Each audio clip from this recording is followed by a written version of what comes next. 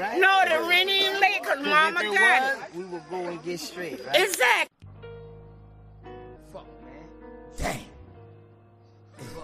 Fuck I'ma do now, man. Hustle. I gotta do now, man. Best. Fuck you what I do best. Like Bill do, plus my rent late. Only got enough money, go and get straight. All I know is hustle. All I know is hustle. Plus my lady stressing, say she needs some money. I kill y'all niggas for my child go hungry. All I know is hustle. All I know is hustle. Black See, all I know fathers is of today. hustle, that's all I know. We can get into a little deeper things. Straight from them dirt roads. All I Welcome to know the is Round hustle, Table Gang, man. You know I'm OTK. And if I Got my don't boy, talk to you, dog, then I don't trust it. See, I'm a go-getter. got some other people that's supposed to come on and join the panel too. We're just gonna have a good, good discussion about people's lives, what people might think. And I also want to hear from the ones who ain't fathers. You know what I mean?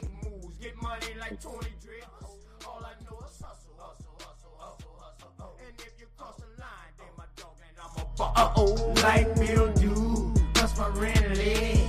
Only got enough money, go and get straight. All I know is hustle. All I know is hustle. Plus my lady stressing, say she needs some money. I kill y'all niggas for my child go hungry. All I know is hustle. All I know is hustle. My nigga, I'm a trapper, trapping, that's how I live. I give it all I got and I ain't got no more to give. All I know is hustle. I kill y'all niggas for my child gotta suffer. See, I'm a swamp nigga, swamp of alligators. I stay away from bitches, snitches and all you haters. All I know is hustle.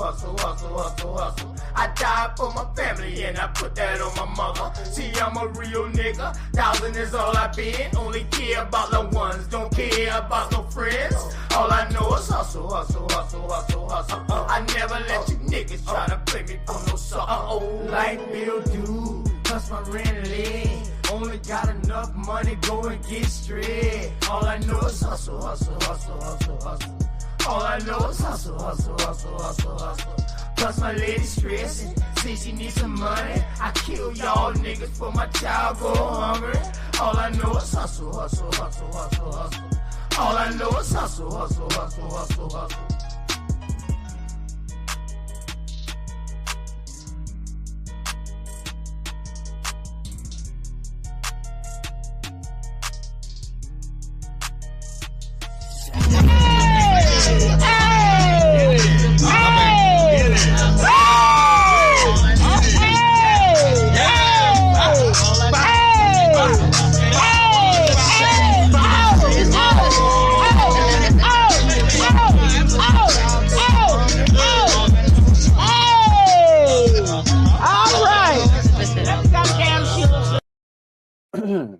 Mic check.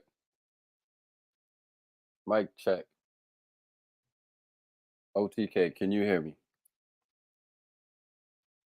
I know they can hear me. OTK, can you hear me?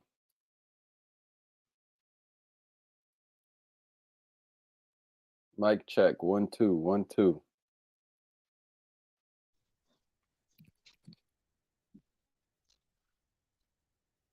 Yo, you can hear me now? Yeah, I hear you. I don't know what the hell happened, man. I don't know. But anyway, yeah, man. What's going on with you, man? Not much. You got a little static. Close out your other windows on your device. Close out other windows on your device. See if that helps.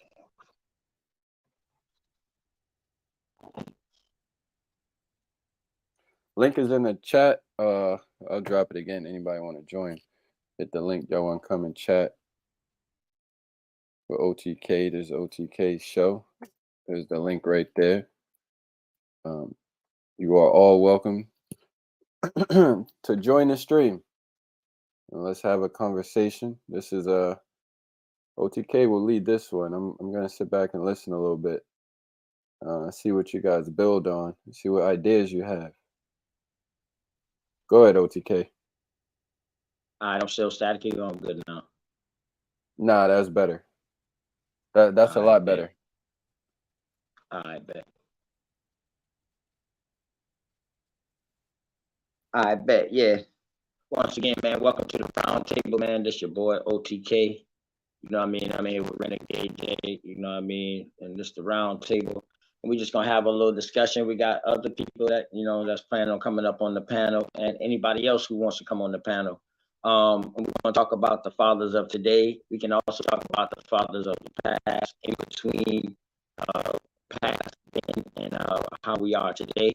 And then we can even hear from some of the people that's not fathers, you know what I mean, or maybe planning on becoming a father or something like that. We might can hear from their point of view too. And then, you know, we probably get into some other stuff from there, you know what I mean, wherever that lead, you know.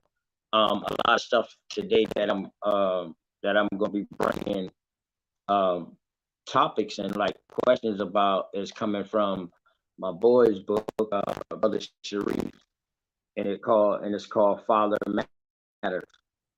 You know, I had actually had time to spend time with this good brother when he came down here. He signed it, you know what I mean, and everything to me, you know. And in this book, it's a good book because you just don't have to read it from the beginning to the end like most books in order to stay going. It's like multiple people in their stories of fatherhood and being a father and like where they came from and stuff like that. So you actually can go through the chapters and look at the table of contents and then just pick out a section and then go read that because you might be going through that section at the time. So it's a real good book. I'm hoping my brother might get this and he might come on up. I would love for him to come up today too. And man, that's just it, man. I think this is a discussion that we can have a good discussion about. And I mean, everybody has their own opinion. Everybody has a different upbringing, and I think everybody is going to have a different conclusion, a different story, and that's what makes us all unique. So it's good to see some brothers coming together, and let's talk about something that, for one thing, that we probably all can agree on, that a father is needed in the family. The father is the backbone. He's supposed to be the go-getter, the motivator. You know what I mean?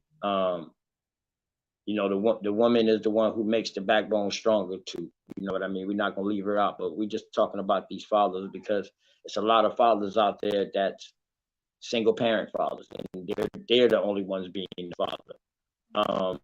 We also got those fathers out there who are not with their baby mamas no more, but they still do their part. So it's a lot of topics that we can go into on that, man. And you know, I see my boy E Bizzle is up. Shalom to you, my brother. Man, what's the word? What's the word? That's what it is, man. The word, man. How you doing today, my good brother? Man, good, brother. Man, good, man. Good to hear from y'all, brothers. Peace, Yeah, shalom, Jay, as well.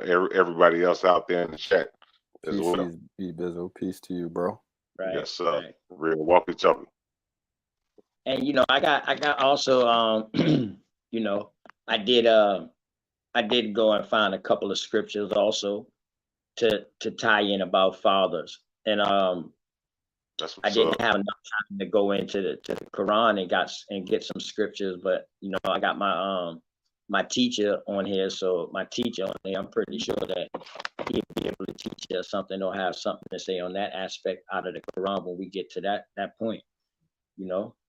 So we're gonna go ahead and just open it up, like pretty much from what I was saying. So E Bizzle, like let's say we're gonna start from we can start from like what, 18, we can start what, late 1800s. The fathers of then, of that time, you know what I mean, in the 1800s. What kind of fathers was those those was the fathers that stayed at the household and kept the household together, right? You know what? I really can't speak on that. I really can't speak on it. I think none of us really can speak on that. But I know where you're getting at. I know where you're going. I ain't trying to blow you off. I know where you're going, bro. But most of the time back then, the economy was so much different. You know, you can go to get a factory job and send your kids to school or go somewhere, get a house and build a house. It's so much different nowadays. But I was just trying to look at like nowadays and, in the 21st century as far as fathers. That's why I was coming at it as far as, hold on, let me see if this is my car. Hold on, is this my alarm? Hold on, let me see if my alarm going on. Yeah, I mean, we're definitely gonna talk about the fathers of the day because shit, that's the category I fit in. You know what I mean? So definitely gonna get to that. I was just wanting to like Yeah, give get you. me, yeah, my bad. I thought that was my, Yeah, that was my car. okay. Go That's ahead, my All finish neighbor. good, up. Blizzo. All good. Yeah, that's my neighbor's car. My bad. But yeah, definitely like us, in our 30s and 40s, and us as far as raising our kids today and this and that, whoop bop the bam. It's very. I think we don't get enough credit a lot of times. We'd be on these lines, we'd be on here talking about. Oh, by the way, Jay, that was a great explanation that you was giving on the Quran, because I need to brush back up on the Quran. But anyway, Thank uh, you. yes, sir. But anyway, I think a lot of times we don't get enough credit. And I was just talking to one of my guys from the gig about that, and he was like, "You know what, man? You changing the world." And I was like, "Man, what you mean?" He was like, "Man, when you teach Deontay and Ariana about, how they was, supposed to be raised, and how they not. I do understand they ain't gonna be 100%, just like I'm not 100%. But once you had that guidance in your life, it makes a difference. When you had that man in your life, it makes a difference. Like when I talk to my daughter, it makes a difference. Like she will humble down. It's only so high. That vibration, it's only gonna go so high. So I say, so who over there? Because she just moved out, she got her own, place and this and that. So I'm like, so who over there? She just laugh and laugh, and then the laughing stop. After a while, the laughing stop. I said, who over there? Okay, well, when you gonna come over and do this and that? you know, it's just different things that us as men, we don't get enough credit for. I know OTK, he done sent me, you know, personal stuff, with his family. I done sent him personal stuff with my family. It's only so many people I'm gonna give personal stuff, and I'm sure Jay, I'm sure you Jay, you got kids? Nah, but I heard you say something. Let me ask you a question. Go ahead. And for you too, OTK. Is there a difference between being a man and being a father? Yes, it is. Yes, it Can is. a father not be a man? No, I mean, well, it's synonymous. That's synonymous, but you can also play semantics with that. You can be a man. Like when I'm at the gig, when I get into it with well, my ex foreman, she gone now. We used to get into it all the time. I'm being a man, right? Right. Like she ain't gonna talk to me. You ain't gonna talk to me no any kind of way. You heard me? You ain't gonna talk to me no any kind of way. But once I get on the phone at lunch break, and I talk to my daughter, hey baby, yeah, what's going on? What's good? I'm the father. It's like being a Mm. father. It's like being a father, a brother, and a son. Mm. I'll let OTK go. What do you think, OTK? Is there a difference between being a man and a father, and can a father not be a man? That's definitely a good question, and I think that question will actually have two parts. Um, can a person be a what did the first part you say? Can a person be a father without being a man? Yep. And then my second question was, can a man Can a father not be a man?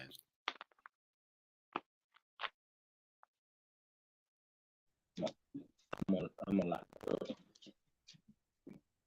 Yes.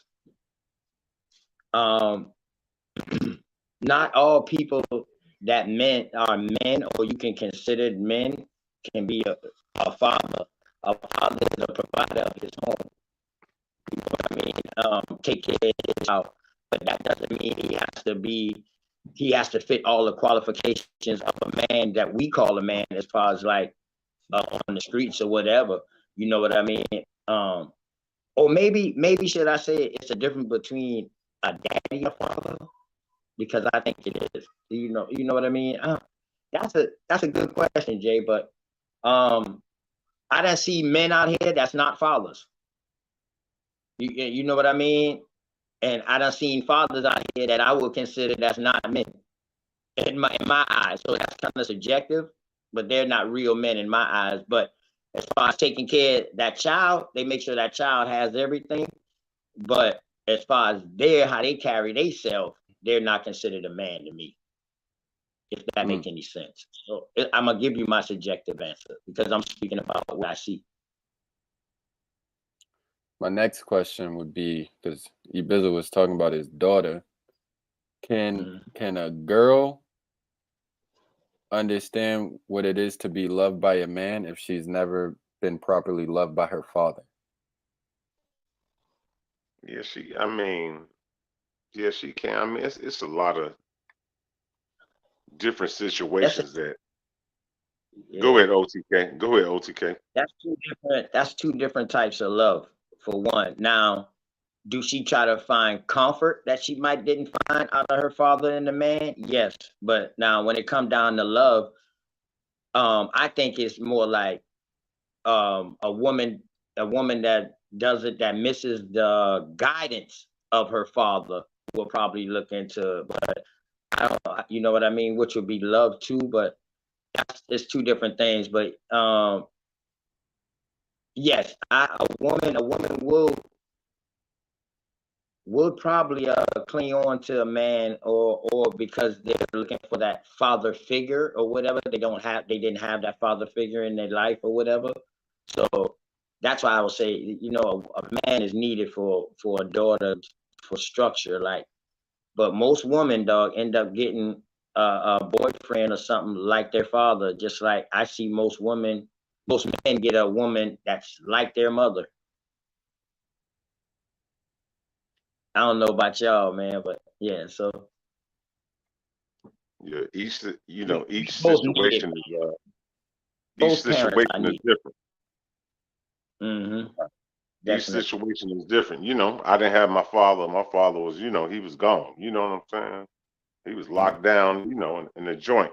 And then he moved away. He had to move, out to the West Coast. So, I mean, I couldn't make no excuses, but I was thankful that I had other uncles that was around. But, I can't say that I had the ideal situation.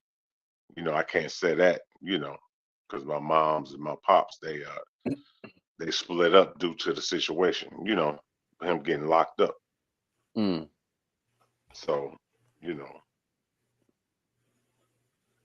What's up, Canty? What's going on, man?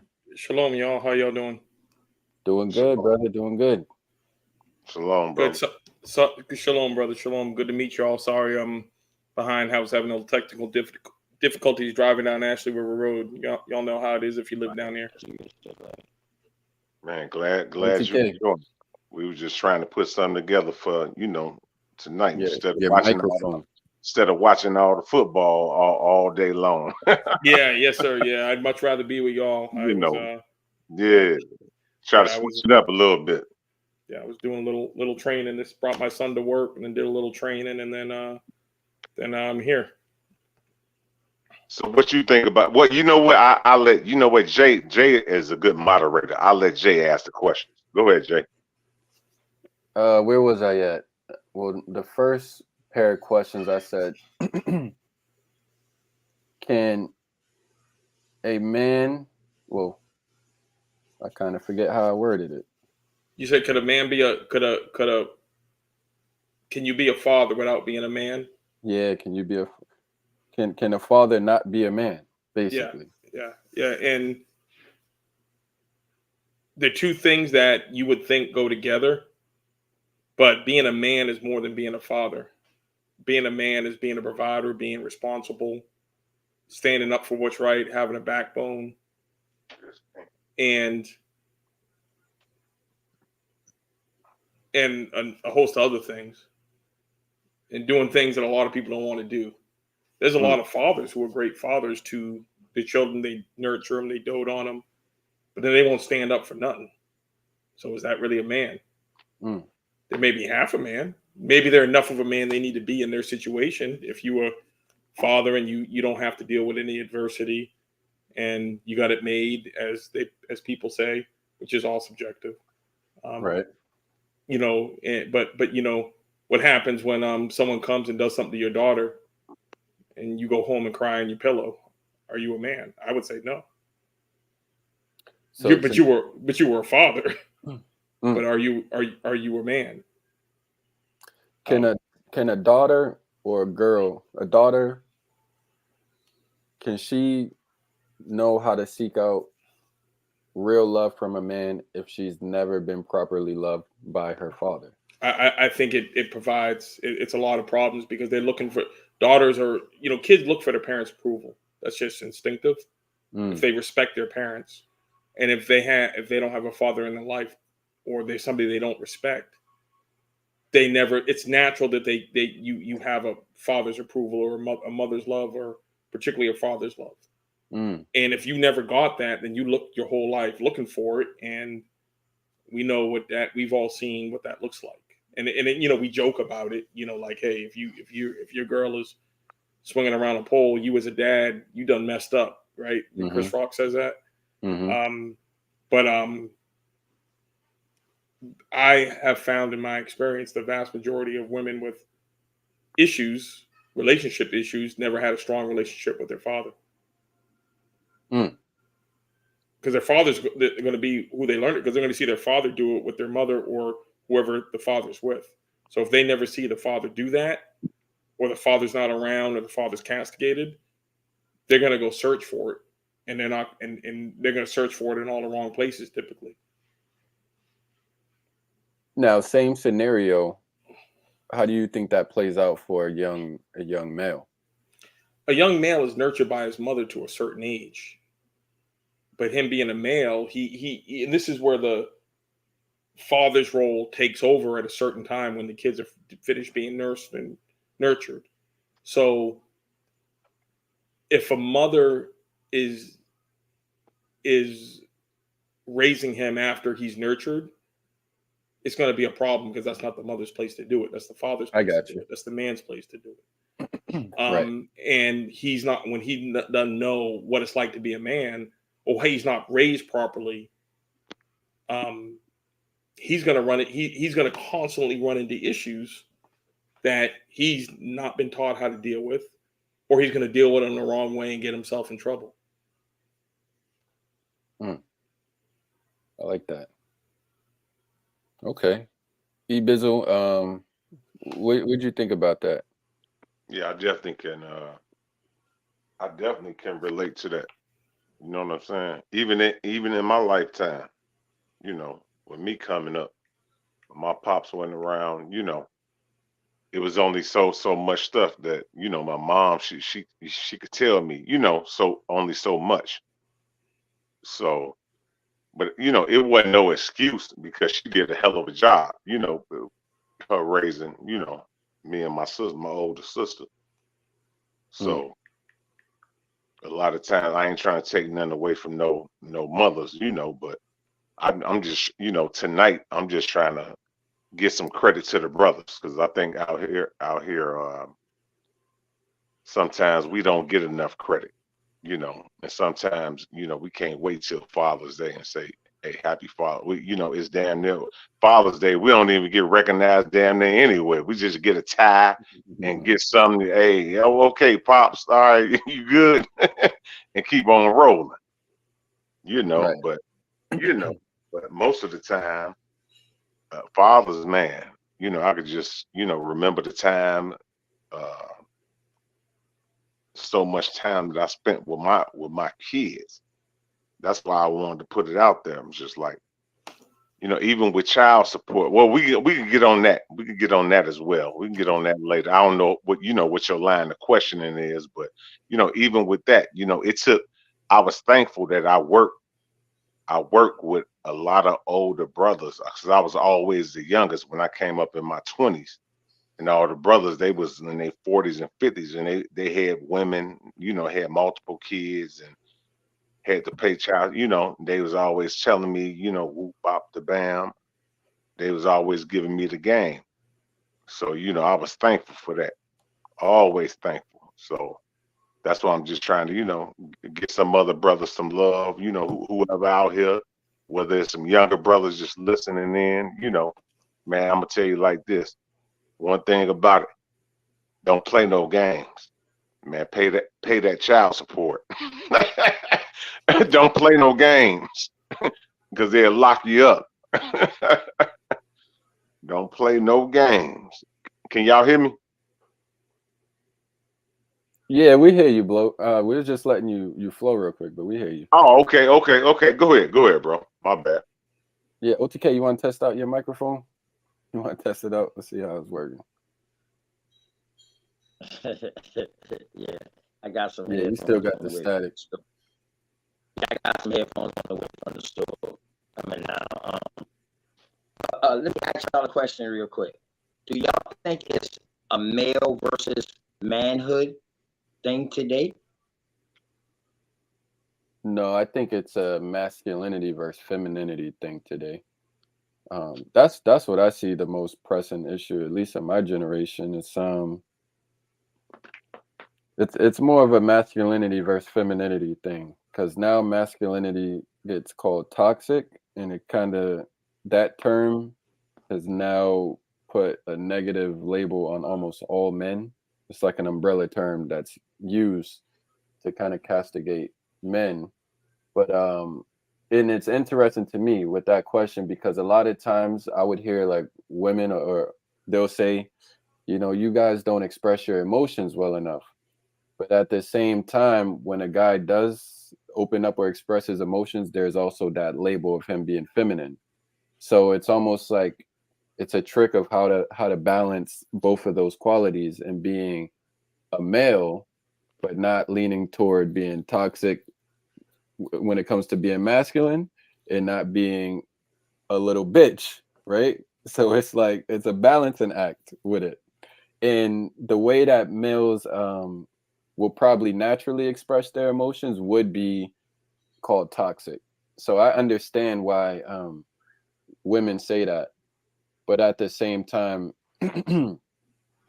on the other side, I see a lack of accountability when it comes to women as well, and also holding themselves accountable. Because, for example, the situation we had on the channel, OTK, a couple of days ago, what I thought was wrong was not the fact that that person called out who he called out. It's the fact that he did it publicly in front of everybody, right? There's a way to hold women accountable, I think, and it shouldn't be done publicly in front of everybody like you could do with a guy.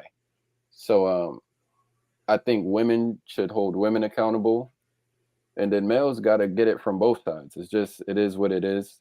But then there's also that balancing act of like masculinity and femininity. So I said a lot, but that's just what came to my mind when you asked the question.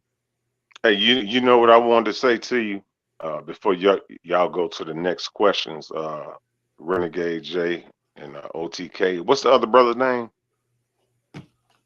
Kenneth B. Okay, yeah. No, I was gonna say I was looking at Dennis Rodman, his Hall of Fame speech the other day, and he said towards the end of his Hall of Fame speech, anybody could look it up. He said, "Man, I wish I could have been a better father." So that was one thing, right? And then I was thinking about Beyonce's father. You know, they'll say, a lot of people they'll say, well, now he the one that done made her, right? He the one that done raised her up, right? And they'll say, well, but he cheated on her mama and this and that, whoop bop the bam, you know. Well, he was just being a man, you know, not giving him no excuse, but you know, he fell short. He fell short, but she still loved her daddy though. So I was just thinking about those two comparisons. You know, she still loved her father, even though he fell short. And then I was thinking about Dennis Rodman. He said, man, regardless of this Hall of Fame, he said, I wish I would have been a better father to my kids. Dang, that remind me of like the scrutiny that like Joe Jackson, is his name Joe Jackson, Michael Jackson's father? Yeah, Joe, yeah. So being a great maybe teacher or like coach when it comes to being an artist, but as far as his parenting style, he caught a lot of backlash for, I don't know if he was heavy-handed, if he was harsh with his words, but the talent that he was able to cultivate within his family was amazing with the Jackson 5, Janet, Michael, and everyone. But then I don't know if it's true, the commentary you hear about his style was scrutinized. So I wonder what y'all would think about an example like that, or what Ibizo even brought up. I think Jamie Foxx, he said that back in the day. He said that about 20 years ago, I remember. He said, let me have a father like Joe Jackson and beat my ASS every day. And all my siblings, they millionaires. He said, I wouldn't have no problem with him. He said, I wouldn't have no problem with him.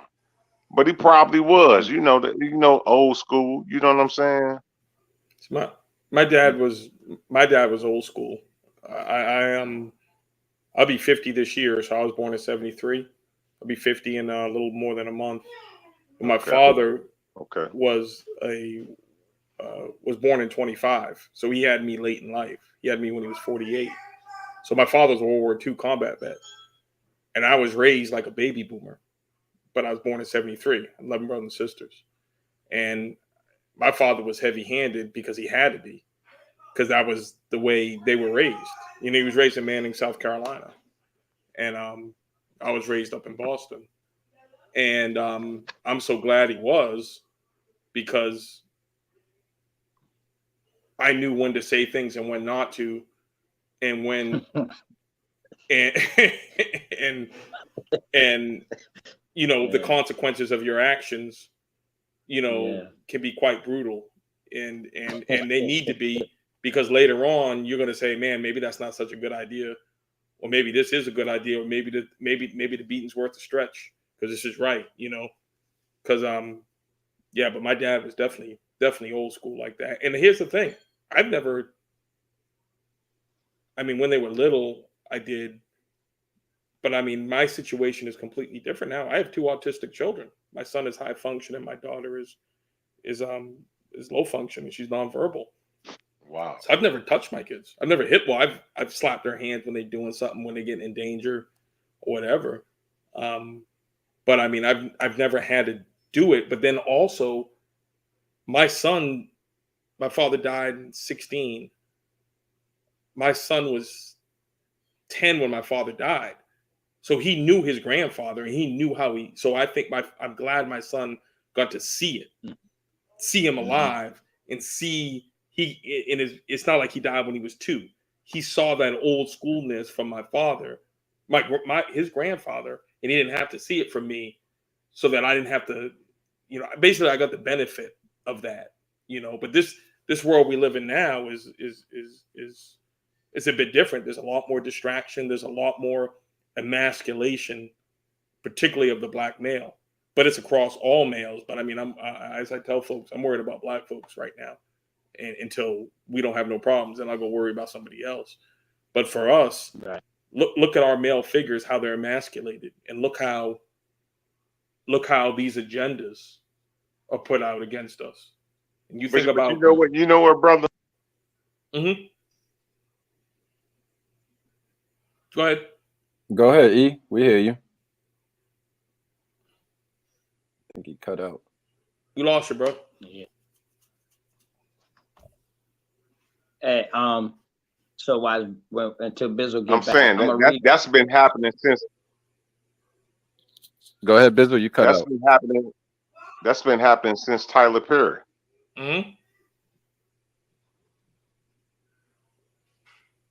Yeah. It absolutely has. And What about Big Mama though? What about Big Mama? Yeah, that's why I'm talking about. Yeah, since the 2000, I'm talking about when Tyler Perry came out in the 2000s. He was doing stage plays first before he got to the big screen. Even though he's a billionaire now, and he persevered through everything, but he was wearing dresses, emasculated. That's been over. That's going on 25 years now. Tyler Perry was acted like such a good woman that I didn't know that. I thought they were two different people. I really thought they were two different people when he came. I didn't know. I didn't watch any of that stuff. I really thought he was two different people. Reason why I asked that question, and all those was great points, man, that y'all made. Reason why I asked that question, because like I said, I'm gonna be quoting some things out of the book from my dear brother Sharif, the Family Fathers Matter book, and this is from one set of authors that's in the book, from Anthony and Tyrese R. McAllister, and the title was Man versus Manhood. But just the beginning paragraph says a lot, and I don't want to get into a story because I want people to read the book. But it says, historically, in current society, the black male is readily seen, but not the black man. Often there is a tendency to see the black male and the black man as one and the same. I urge all to consider the dichotomy between male and man. Being a male is nature's decision. Being a man speaks to one's character as he journeys through life. Therefore, one can be born a male and grow into manhood, but controversially, one can be born a male and remain so. And I think that was very well put, and it makes you think. You know what I mean? So that's why I asked that question. That's deep. Because it came out of it, man. That's deep because now it's a really good book, man. Just based off of that science right there, then who are we to say that a male who feel like a woman ain't a woman then? By that, if we go by that, if someone want to grow up, born a male, and become grown and say, I feel like a woman, do we respect them as a man? But I know that's like gender versus sex, but I'm just saying, like, if you feel like a she, then I don't know. What y'all think, man? I don't know. Again, maybe that stuff has existed all through time. I'm sure it has. Why is there so much more of it now than there was 25 years ago? And particularly and again, I'm speaking on our community. I always say, hey man, we talked last time I was on, we had a long talk, and then turns out, at the end of the day, I said, man, I'm a libertarian. You do what you want. But when you see certain things happening and there's no accident, and again, it all goes down to the emasculation of the black male, which is a threat to these people.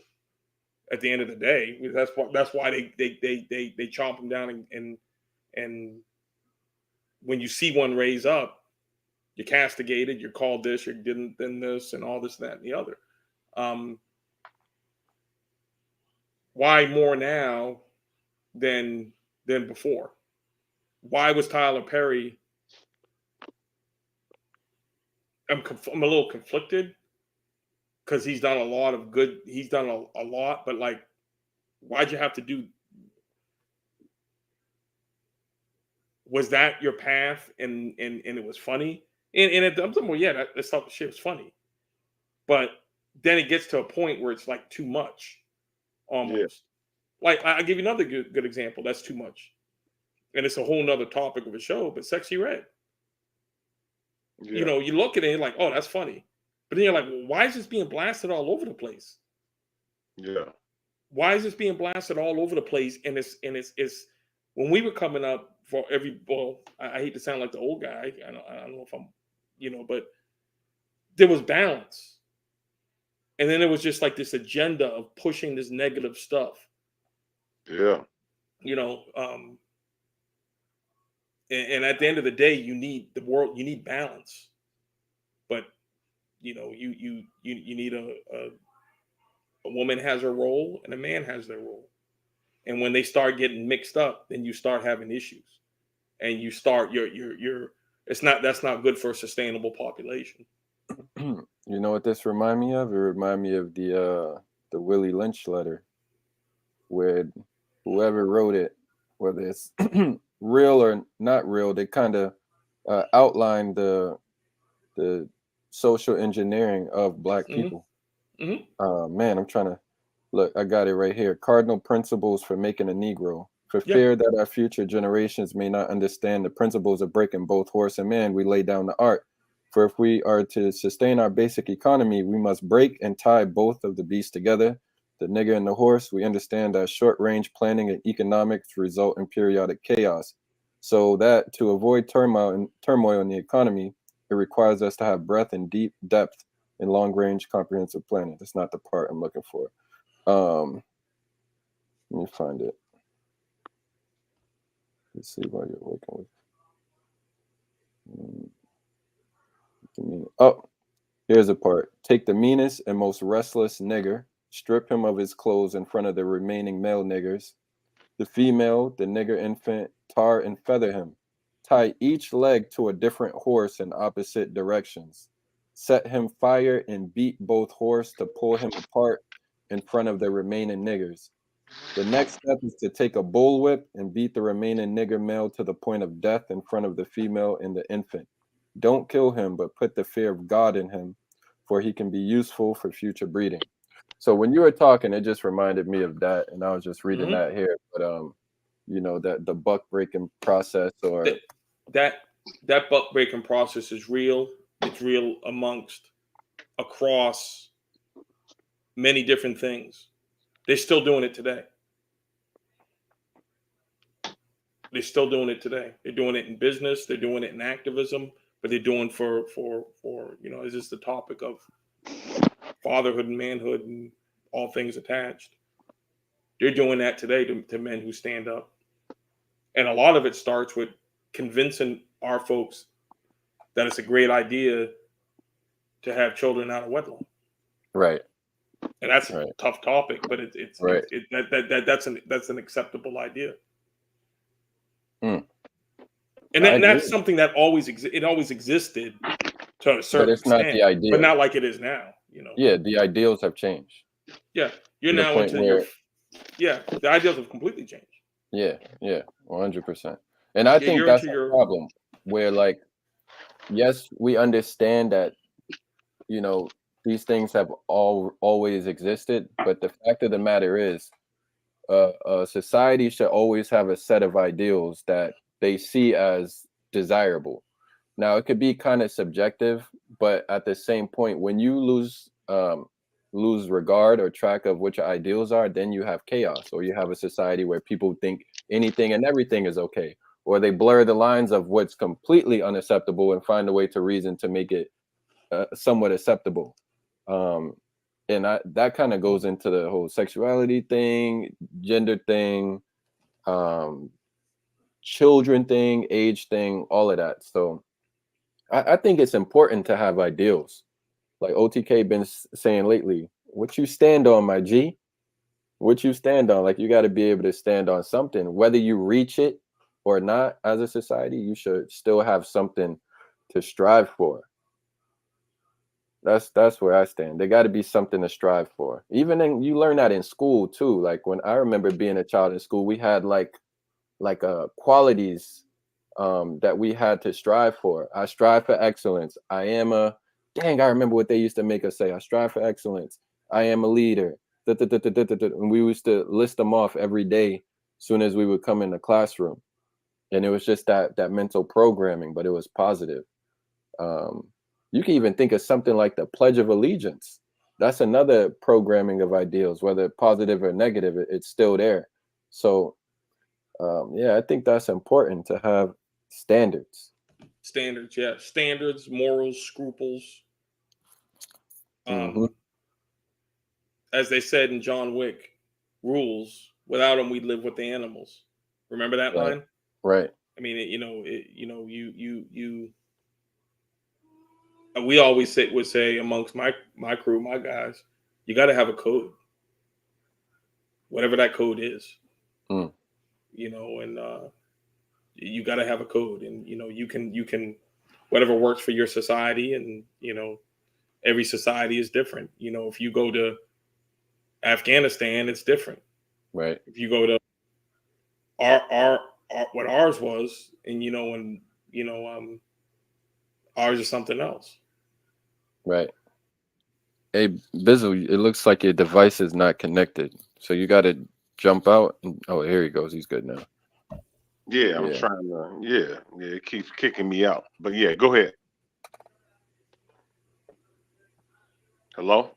Yeah, we hear you. Yeah, we hear you. Okay, that's kicking me out. Did you hear what we were saying about having like rules, standards, a code, structure? Like what you think about that? Yeah, for sure. I ain't trying to say I'm gonna be like James Evans on Good Times, but it's definitely rules and structure. In the game, especially with your kids, well, we can only do what we can.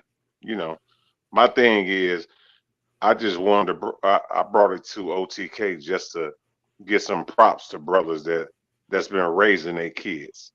You know what I'm saying? That's been raising their kids. A lot of times we don't get enough credit. Say, man, damn, bro, man, that's cold. Sometimes, you know what I'm saying? Man, that's cold, bro. Ain't nothing wrong with saying, man, that's cold, bro, man. You did a good job. You know what I'm saying? Your kids playing football, or your girl, she cheerleading or whatever, woo bop the bam, or they playing basketball, man, that's good. Just to be at them games. I can remember so many times just showing up for Erie games and just bringing a Gatorade. Her running over her teammates running over.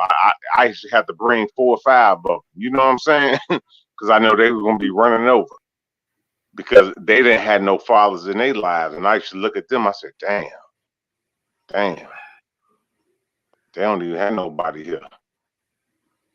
That's messed up. It's messed up, man.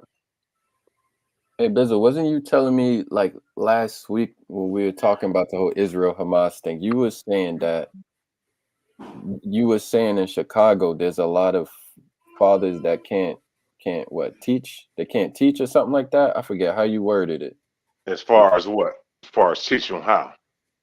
Man, I think you were saying even as simple as like being able to read to their kids. Maybe you was talking about. Oh yeah. It's it's been a I don't want to put it out there over the airways like that, but yeah, it was a lot of younger brothers that came up, through the camps. They really couldn't read, so we had to kind of teach them how to read. You know what I'm saying? Oh, okay. So they learned how to read through the scriptures. You know what I'm saying? That's how they learned how to read. But I wouldn't put them on blast. Like if you came out here, bro, and we ran into them, I wouldn't put them on blast. You know what I'm saying? So it was a lot of young brothers. They didn't know how to read. They just didn't. They were just hustling their whole life. You know what I'm saying? Just hustling. We just put them on reading. That's how they learned how to read, was through the scriptures. That's how they learned. Would you say they got some structure from that camp? Yeah, absolutely. Yeah, because I see them today. Sometimes I go on their YouTube page and I see him today. I say, what, man? I say, man, that young brother, man, he rocking out right now. I'm proud of him, Right. Because I know where he was at. You know what I'm saying? And that's why a lot of times I give Ankh a lot of credit. Ankh, I can't even lie. Ankh, he say, I've been there. I've been where y'all been at. I can't even hate when he say that. I say, I understand that. I understand that. I say, yep. I did the same thing. I did the same exact thing. We just on different coasts of the, in the United States. But go ahead, bro. Right. And Canty, I know you was talking about a book, The Destruction of Black Civilization. Does that tie in any way toward this conversation? I haven't read it yet. Yeah, hold on a second. Hold on. Hey, no problem. Yeah, he was telling me about that book, The Destruction of Black Civilization, maybe over the summer. And I want to order myself some new books, so I might end up. I had to grab it from the library. Yeah, no problem. That's it right there.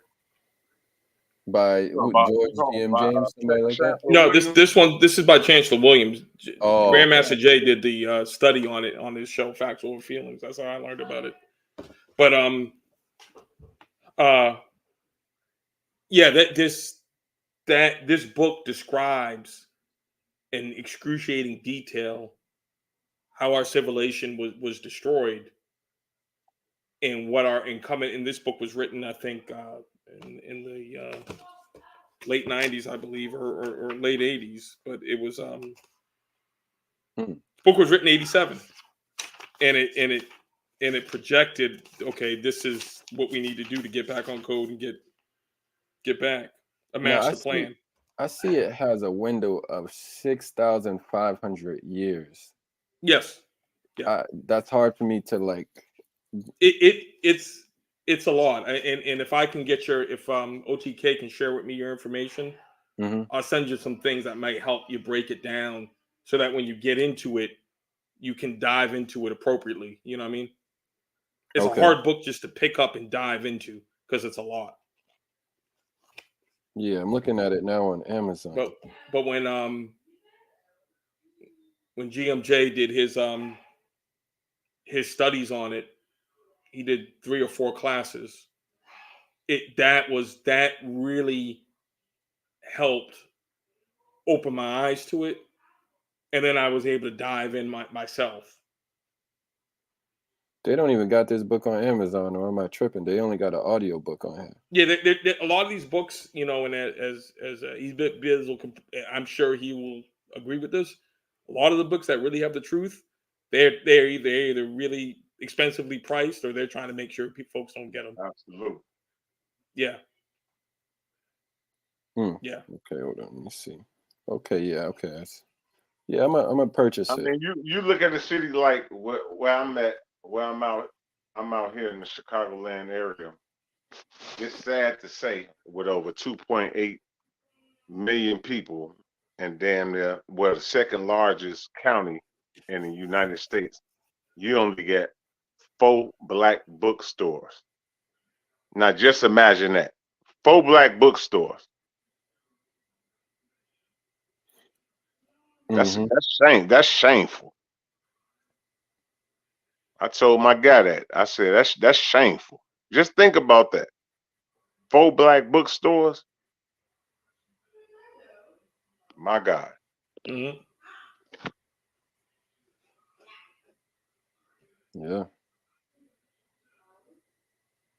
OTK, appreciate you remembering that, brother. Yeah, I know, because I was just looking on Amazon yesterday looking for books to buy, because tomorrow's my birthday, so I'm gonna buy myself some books. Oh, man. I'll add that one. Happy birthday, brother. Appreciate it. Thank you, man. Can I recommend you 2 more books? Yeah, if I don't got them already, go ahead. All right, hold on. Because look, my bookshelf right there. I got a whole shelf right there. Man, you need to go ahead, man. You need to go ahead, jump down. Well, I don't know how much you're trying to spend. It's all good. I got some stuff for you, man. How to Hide an Empire by Daniel Immerwahr. Hold on, I'm gonna type in. He's a professor from Northwestern University. How to Hide an Empire. Okay. Man, once you look that up, brother, That's gonna change your life. That's gonna change your life as far as the United States. Man, you would never look at the United States ever the same again. Okay, you said How to Hide an Empire? Yes, sir. And on that same Emperor. note, The 0%. The 0% 2021, and you can see that subtitle. Secrets of the United States: The Power of Trust, Nationality, Banking, and Zero Taxes. Yeah, and like the brother, and like Ibizzle said, there are certain books when you read about the United States and the truth of the United States, what it actually is, you'll never look at it the same again. Yeah, for real. You would never look at it, and that ain't trying to say you're gonna be no Maine, like this crazy motherfucker that was out here in excuse my French, in Maine, no crazy shooter, but it'll give you a greater understanding of the United States. Yeah, and give you a greater understanding. Did you say by Daniel Emmerwatt, something like that? Yes, he's a professor. Yeah, from Northwestern University. And what was that last one you said, Kenty? Sorry, the 0%. By and you see the title there. You see it? Yep, the 0%. Duval Day? Is it? Yeah, Duval Day. Yeah. All right. The book's still like $21 on Amazon, and believe me, once more folks start reading it, it's gonna go up. But this book is another book, would be a nice companion to the book Ibizzle reference, which now I gotta get. I gotta get that one. Yeah, I'm about to get yours, the one you said. and then I'm gonna show y'all one more. Yep, okay. I got that in my cart. Put it up there close. Amos Wilson. Oh yeah. Okay. This one, man, you could. Someone coming in your house to do some damage here, you can smack them across the face with this one. This one got some weight. All right, I'm gonna order those. Yeah. Right now. Sir. Yes, sir. Well, once you find out and you know what? You know what's crazy? Now that I'm thinking about it, you're gonna see a lot of cartography in How to Hide an Empire, because it's gonna show you how the United States, they were over a lot of people, they don't understand it. The Philippines in the 1940s, they were part of the United States. But a lot of people, they don't know that. They look at the Philippines being in Asia, which it is in Asia, but the Philippines were a part of the United States. But it would show continual United States air bases throughout the world. The United States has over 700 air bases throughout the world, military bases. It has small strips. It has small drone strips throughout the world. That's why they can bang out here in Israel. That's why they can bang in Africa right now. A lot of people, they don't understand that the United States, they have the most military bases all over the world. It's hard for people to understand when you say that number. That's hard for people to digest. The United States, they have over 700 military bases in the world. When you get the book, you're gonna see it, man. That man, he put it down. That man put it down. And he's a young guy. I think he's younger than me. I'm in my mid-40s. He may be younger than me. He may be about 41, 40, 42. Well, I'll have it tomorrow. These books are He put it down, brother. When you see it, you're gonna say, damn. I didn't know they had this many military bases. Yeah, the United States got military bases all over the world. That's why it's so easy for the United States to be kicked out everywhere. It's no problem. That's why that's why the United States military. Well, I'm going left. I don't want to go there, but I'm gonna go there right now. But that's why it's so easy for the United States military to be kicked out anywhere in the world right now, because you got the biggest Navy in the world, you got the biggest Army in the world. It's no problem. That's why they can kick off and fight everywhere. That's why so many battles right now going on in Syria. When you look at Israel, they supplying Ukraine, they supplying different countries in Africa. it's no problem for them because it's so many military bases. But you will see when you get the book, brother. Okay. Yeah, I'm checking out right now. Bang. They on the way. For sure. They on the way in. Oh man, you a man of action, brother. It's my birthday, man. I'm not holding back. He ain't playing no games. He ain't playing no games. You know, I'm gonna tell you buy an Indian book. Oh man, you came late, man. I was wondering where you were. You over I've there, been here. weren't you? I've been here, man, but I was waiting to get these headphones so I can chime in, so I could be a lot clearer. Because he said I was staticky, so I was waiting till the drop. Yeah, that's better. Drop then came. The drop then came. So I'm back now. But yeah, I was in the back. I was listening to everything y'all said. All the discussion. Yes, definitely here. Definitely here. But now, you know, what I mean, if I tell you a book to get, I'll tell you to get the American Indian Wars. Bye. Hold up. And when you guys say I'm never gonna look at such and such the same, it's the encyclopedia. It's the Encyclopedia of American Indian Wars, 1492 to 1880. And it's by Jerry Keenan.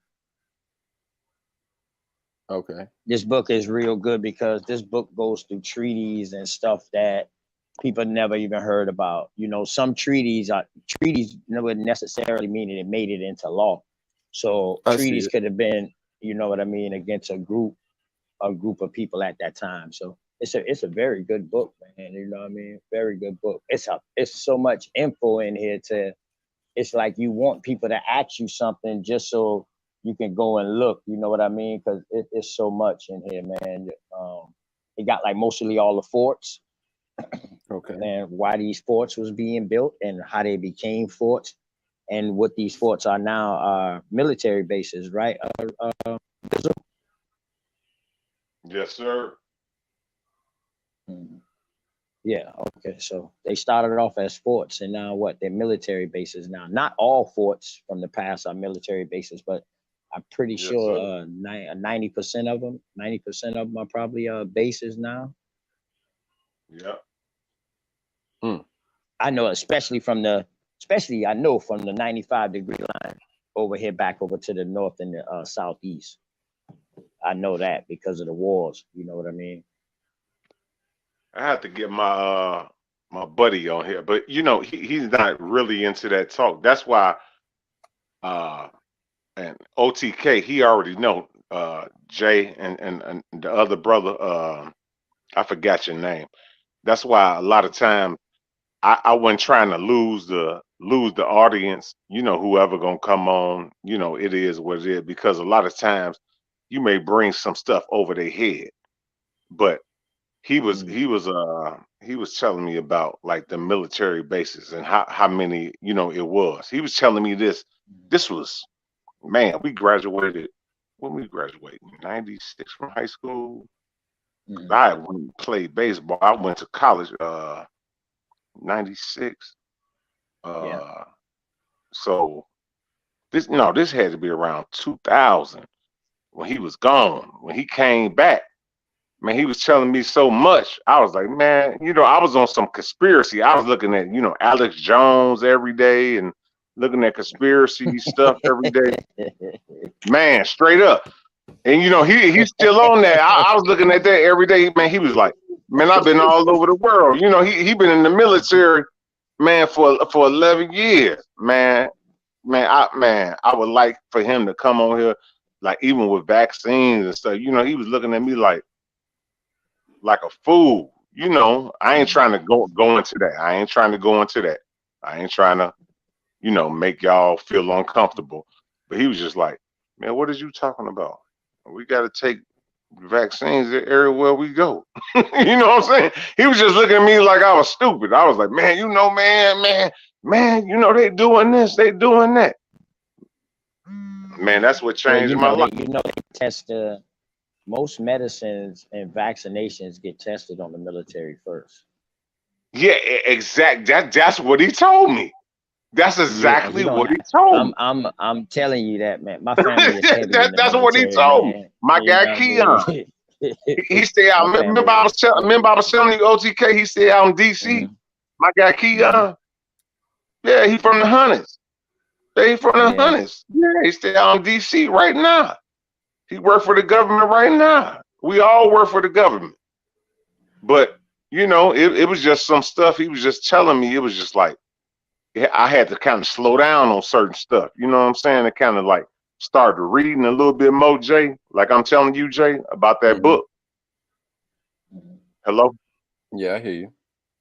Yeah. About that book, like kind of get like I can't even knock.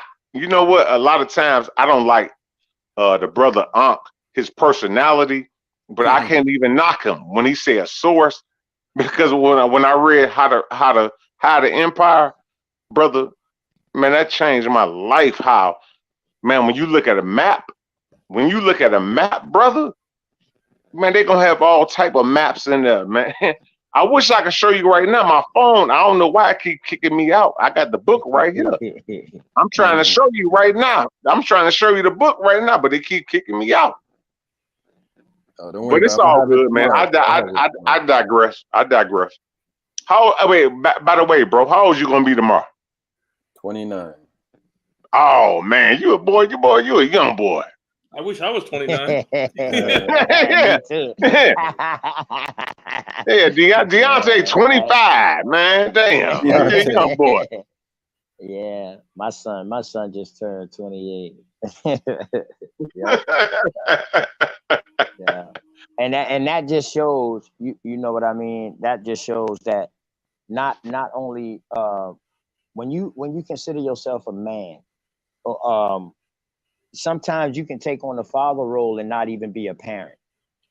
Especially a biological parent, because I came up underneath stepdaddies, you know what I mean, stepfathers. And I appreciate that brother and who my mom is married to now. I appreciate the first one, and I still call him Pops to this day. You know what I mean? I appreciate him and now me myself was in the position of being a stepfather. You know, man, that's a hard job, my brother. Well, let me tell you something. That's when a man is really put to a test, to me. So in other words, you cannot have no kids at all and come into a relationship where you're a stepfather, and by learning how to raise that child can help you become a man, and you're not even a biological father yet. That can help you become a better man, man. And I'm telling you, like, oh man, that's a hard job, man. And I salute the stepfathers of the world, man. I swear to God, I do. Well, without them, they came. I'm gonna let you go in. They came up to bat when the father left, man. The stepfathers came up to bat, because not everybody fathers had a brother. The child had an uncle or something that step in this place if misfortune happened to him or something. But the stepfathers of the world, man, it should be a stepfather day along with Father's Day. You know what I mean? It shouldn't be no step, man. You the father. Right. You the father. You're not the daddy. Let me tell you something. You already know. I don't know if OTK, if he remember when I told you. You know, Ariana, that's my biological daughter. She's gonna be 21 in February. You know, I got 21. You know, I got babies. Both of their birthdays in February. Deontay, I've been raising him since he was 3. He's not my biological son. His father was locked in the box. He was locked in the box out in Colorado. So he was locked in the box for 18 years because they did something crazy out there. So I had no problem, you know. So I raised them, you know, through, you know, grade school, you know, middle school, you know, high school, you know, all of that. And even till this day, you know. So I never called him my step. I'm not knocking you, but I never called him my son. I just say, man, that's my son. That's my son. I'm like Baby from Cash Money. That's my son. You feel me? Where? Yeah. I remember when my dad died, and two of my older brothers, they were my mother's children when he married my mom, because my mom had 3 children before I came along, and they married my dad and had 3 more. But my dad had already had 6 before my mom came along. And somehow that made 12.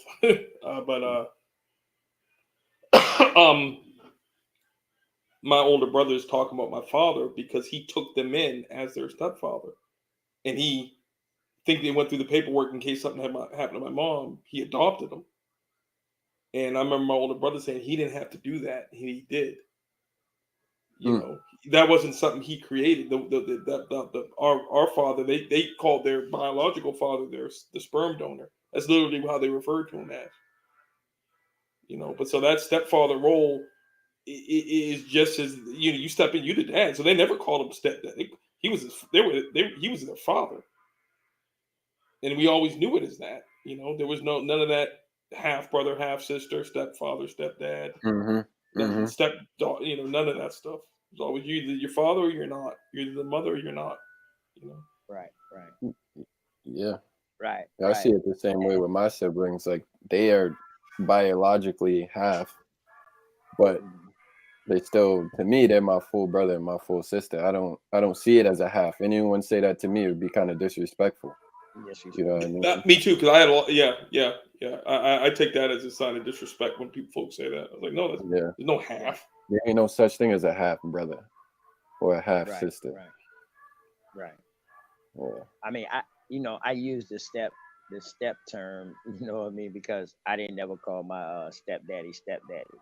You know what I mean? I call him daddy. You know what I mean? Straight up. And the reason why I have the utmost respect for them is because some of these kids out here never knew that they was raised by a stepfather all their life until they got older. And a key person of that is Shaq. Shaquille O'Neal got the documentary out on Netflix, if I'm not mistaken. And he said, you know what I mean, it was late in his life when he came to his mama, like, Mama, why my last name different than my sisters and my brother? And she was like, well, Sarge, you know what I mean, raised you, but that's not your biological father. He said, oh no, I don't believe that. You can't tell me that. You know what I mean? So that's why I just said it. But yes, I don't think that we should say step or half or nothing like that. You know what I mean? But that's the way I was just explaining it. Just maybe we should come up with another name rather than step, right? How about dad? I mean? Yeah, dad. Okay, rather than father, just daddy, huh? Dad. No, just the same thing. If he's operating that role. Right. Okay.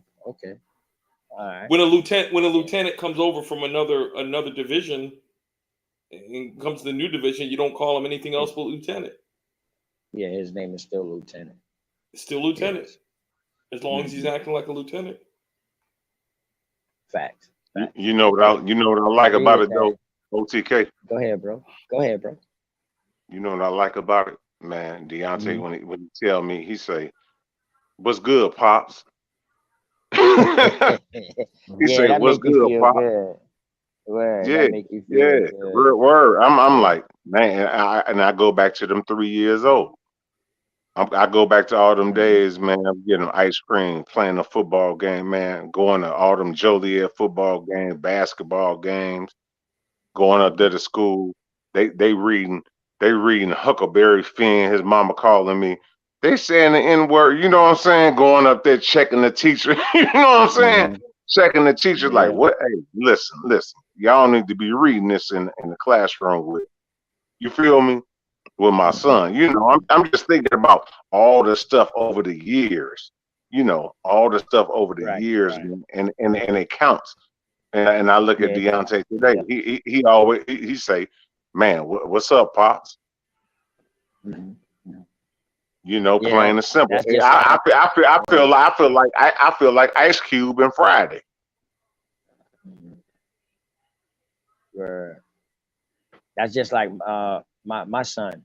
You know what I mean? I didn't know he had feel that way about me. He always had respect for me and treated me that way. But one day his phone rang, you know what I mean? And he left his phone in the truck. And I got his phone and it was like, yo, your phone ringing.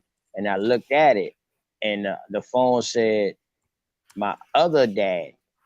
So I was like, my other dad, you know what I mean? So then I told my wife, I was like, yo, man, you know, my son got in his phone, you know, he calling his real daddy my other dad. And he was like, yeah, he got you in the phone as my real father. I said, oh, wow.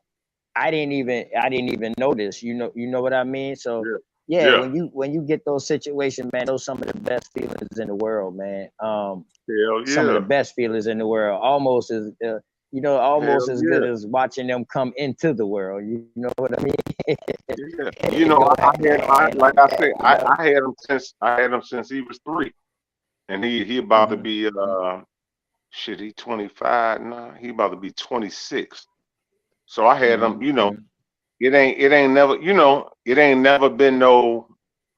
You know, I mean, he dark skinned. You know, I'm light skinned. He dark skinned, but everybody in my family, ain't nobody treated him no different type of way. You know what I'm saying? Everybody like, okay, yeah, that's E Bizzle. You know, that's his son. You know what I'm saying? Right. It ain't never been no question. Like, yeah, that's E Bizzle's son. Yeah. You know, and it is what it is. Through Boy, all once them my son, yes sir. Once my son found out the leverage of who his dad, who I was around here in basketball and sports, and then he's like, man, he got the same skills as Mont. Like, oh, this boy here raw. You know, they used to call me Iverson. Now they call my son Kyrie. You know what I mean? Because the way he handled the ball.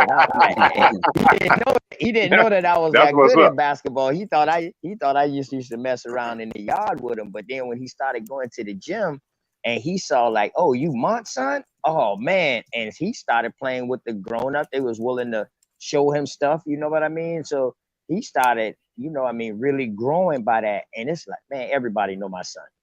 Everybody know my son, man. And this dude 13 years old, man, and everybody know him. Word.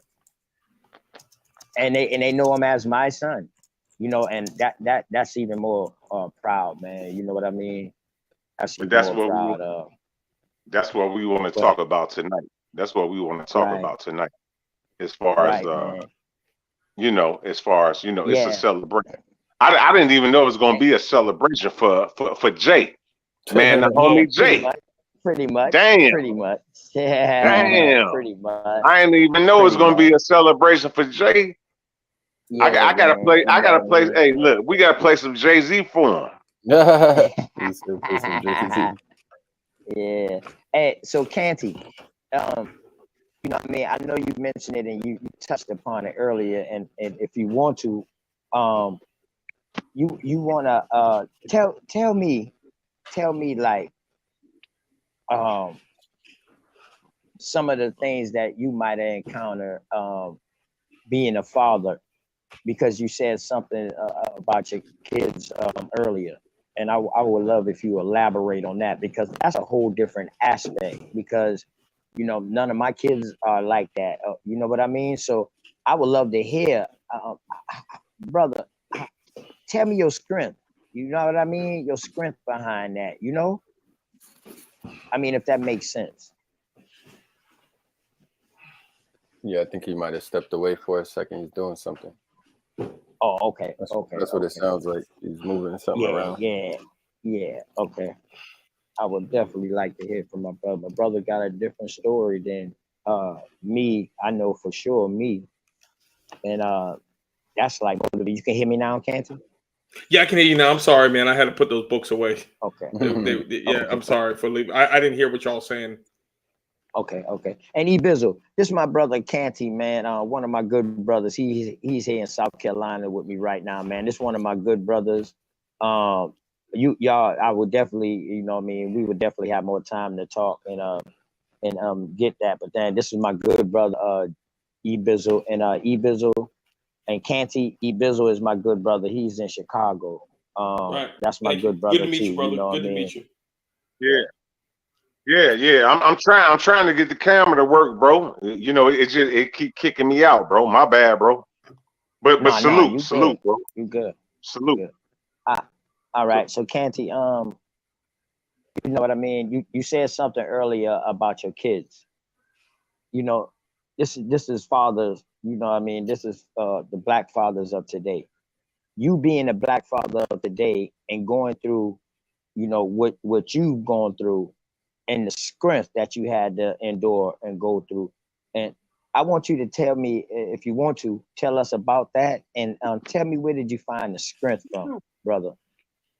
Well, thank you. You know, when I'll say it this way, I'll introduce it by this way.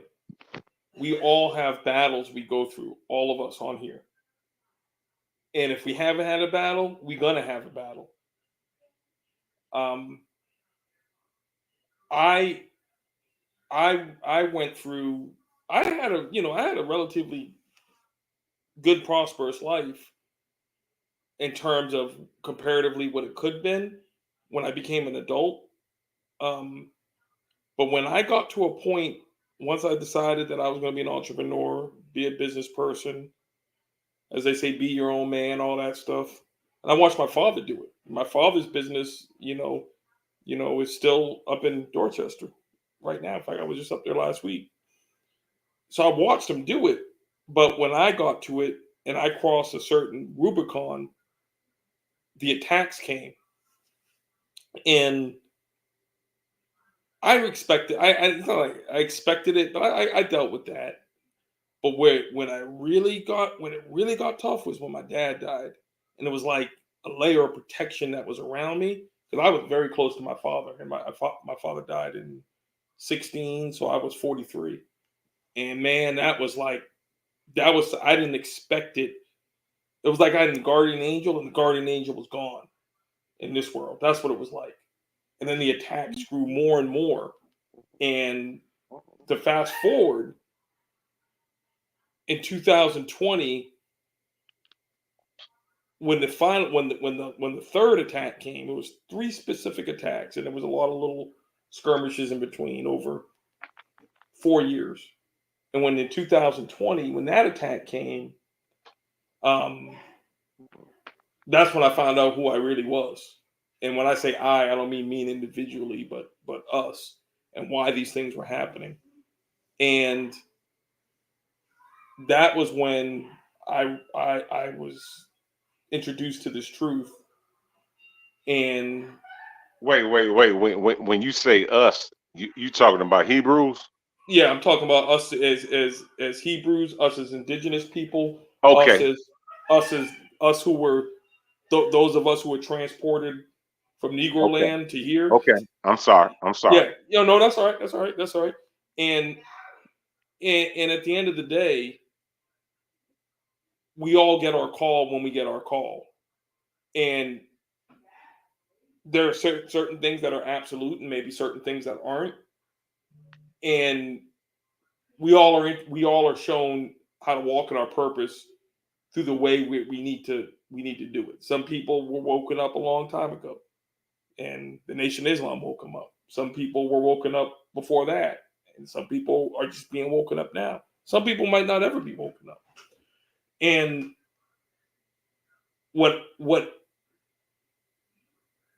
the enduring lesson, and I'm being very truncated about all this for the sake of time, but the enduring lesson I got out of all of it was standing up, being a man. The functions of a man were, and I'll lay it down to 2 things: having discernment, the proper discernment, and always fine tuning that. That's not something you get and then it's just good forever. You're constantly working on that. And then losing your fear, or dealing with your fear where your fear is manageable, and turning your fear into something else. And you know, there's some things I've been through I never thought would happen at the age they happen. I thought, you know, that, hey, I'm going to live this life and I'm going to do these things. I'm going to help these people and that'll be all it is. But I didn't, but then later on, when I look back, I said, yeah, no wonder you were getting knocked about the head and shoulders so much, beaten about the head and shoulders, as they say. You weren't listening.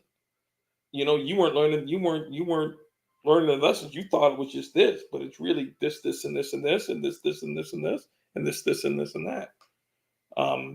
So you're learning every day. You're toughening up the armor. You're tying it all together, and you just got to keep moving and get with other like-minded individuals, like on this call, where you can learn from folks. And people have different backgrounds, different ages, and they're in different locations. But you know, if you can't be on a call and learn from somebody, and you can't pass along some information for them and some knowledge for them, what's the point?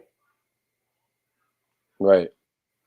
Yeah, like we have knowledge we could get from books, or you could just say I get my knowledge from life and the people around me.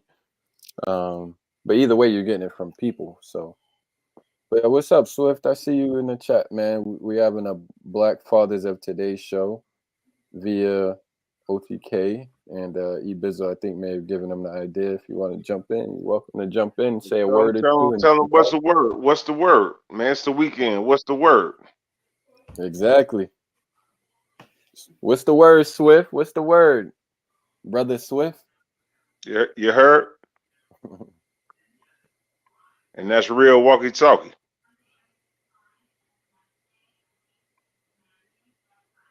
He said, send the link. The link's there, bro.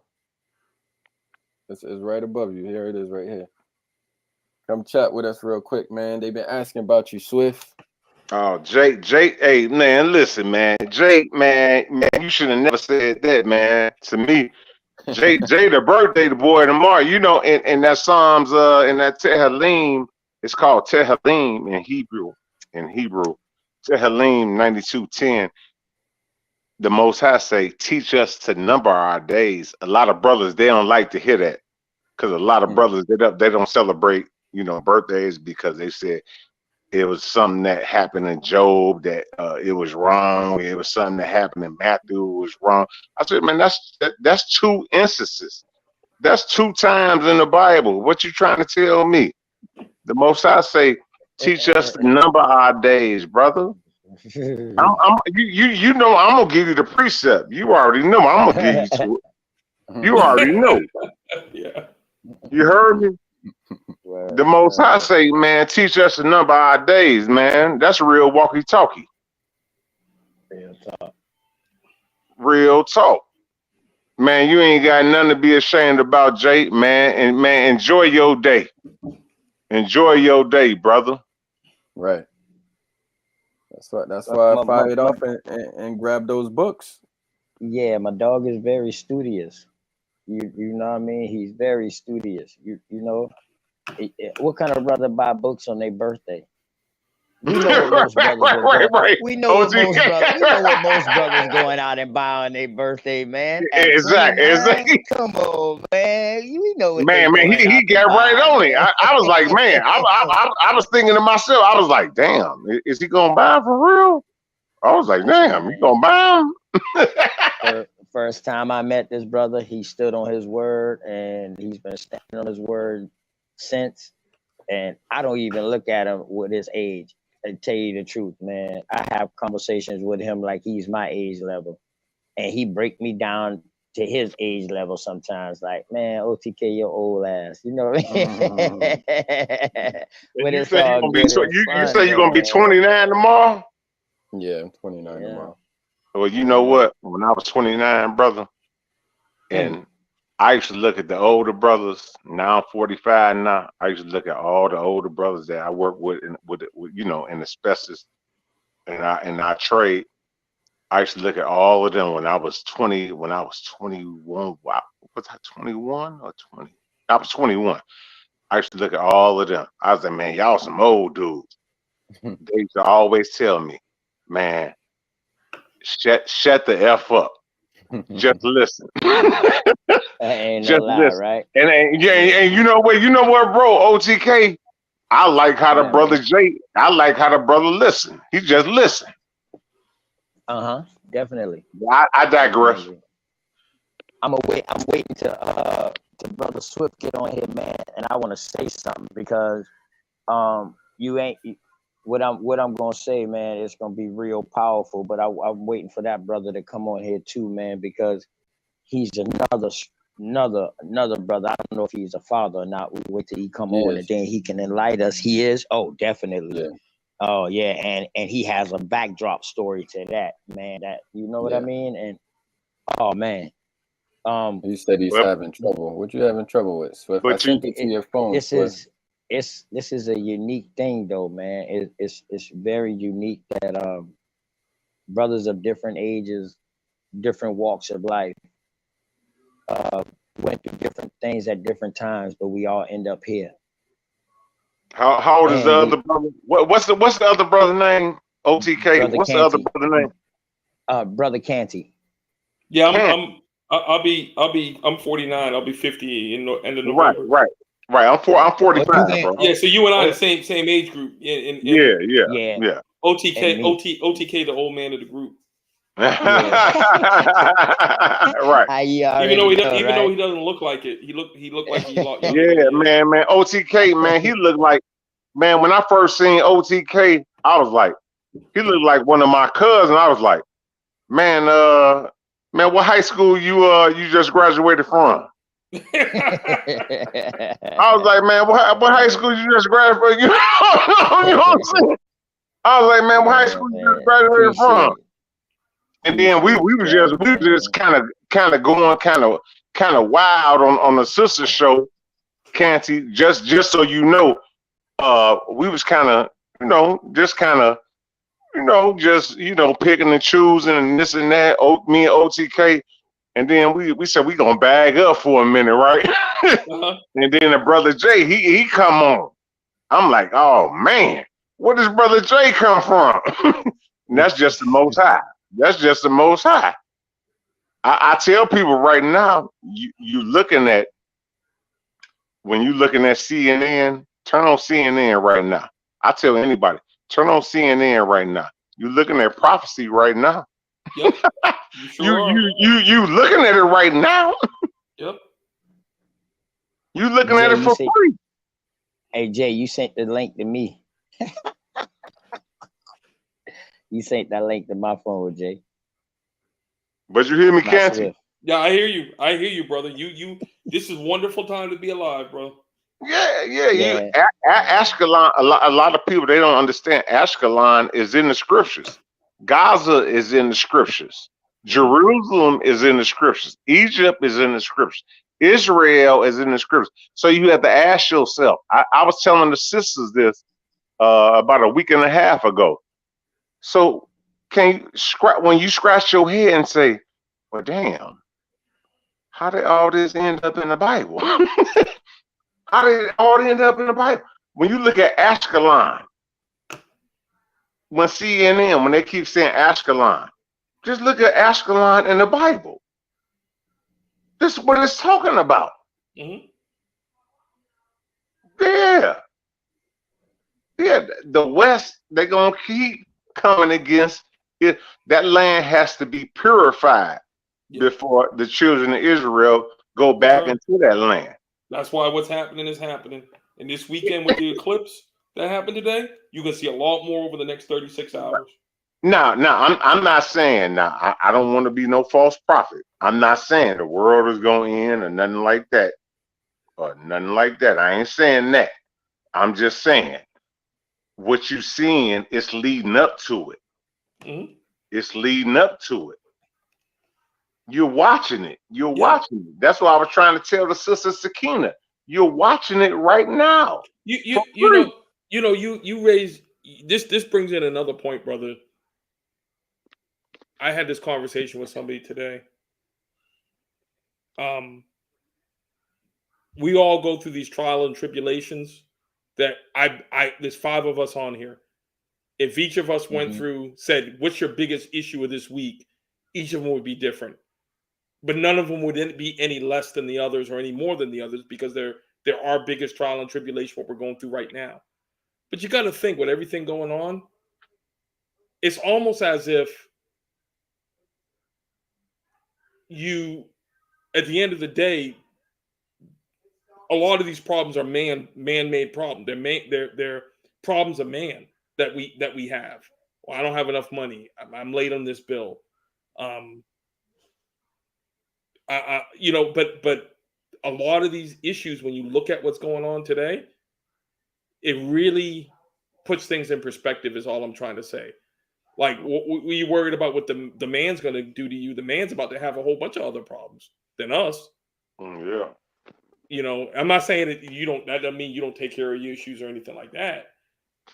You know, you take care of your obligations, but at the end of the day, sometimes these things you put them in perspective, you know, with everything that's going on. Brother Swift, good to meet you. Good to see you. How you doing? Likewise. Yeah. I'm liking the conversation today. Yeah, we bouncing. We bounce. The theme is fatherhood, but we bouncing on everything around it. And I'm gonna have to get off y'all in a few minutes, because speaking of fatherhood, I gotta go get my son from work. Oh, okay. And I gotta bring my daughter to get the car washed before we go over there, which is part of her ritual. Which on Saturday nights is getting the car washed. Good meeting you, brother. Good meeting. Yeah, good meeting you. I'll look forward to talking to y'all again very soon. But I'll be listening when I get off. I'll be listening on YouTube. But